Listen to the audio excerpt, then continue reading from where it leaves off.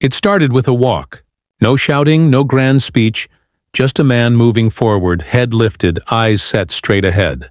Behind him, reporters scrambled for answers, and he paused only once, leaving the world with a single sentence. Africa does not kneel to insult. That was all it took. By the next sunrise, the footage had raced across every corner of the globe. Phones lit up in dorm rooms, cafes, offices, and living rooms, and within hours, millions had shared it. By nightfall, the number had climbed into the tens of millions. Hashtags roared online. The Walkout, Dignity First, Respect Africa. Commentators rushed to explain. Some analysts called it shocking, bold, even dangerous. But outside the TV studios, people understood it differently. In Nairobi, university students chanted through the streets, "Respect is earned, not demanded."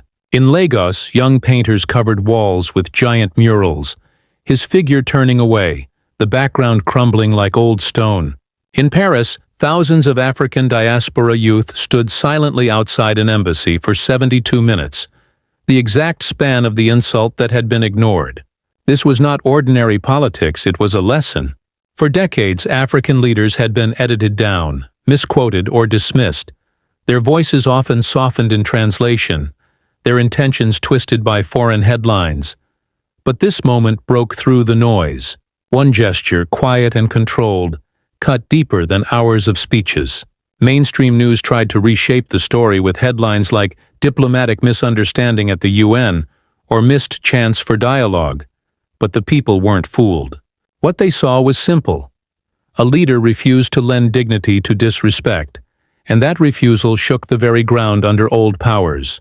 Even seasoned diplomats admitted they had never seen anything like it, and one retired ambassador confessed, "In decades of service, I never witnessed silence used with such force." It was devastating. Meanwhile, the man left standing with an empty handshake could say nothing. No press briefing, no explanation, no apology, because when an entire world has already judged the picture, words come too late. That still frame, one leader walking forward, the other frozen behind, has now become an icon, a symbol for millions. And for Africa's youth, it is no longer just a protest. It is a map, a strategy, a reminder that real power doesn't always shout. Sometimes it simply rises above and moves forward. In schools, on campuses, in community halls, that moment is replayed again and again, spoken of not as an isolated event, but as a beginning, because this was never about one person. It was about what an entire continent could show the world when it refuses to bend. The lesson is clear and unforgettable: dignity before diplomacy. So the next time any leader, anywhere, tries to belittle or patronize an African voice, they will remember this walk. They will remember the silence that thundered louder than words.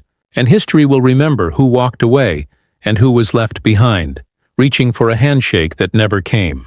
Africa has spoken, and this time no one is walking over us.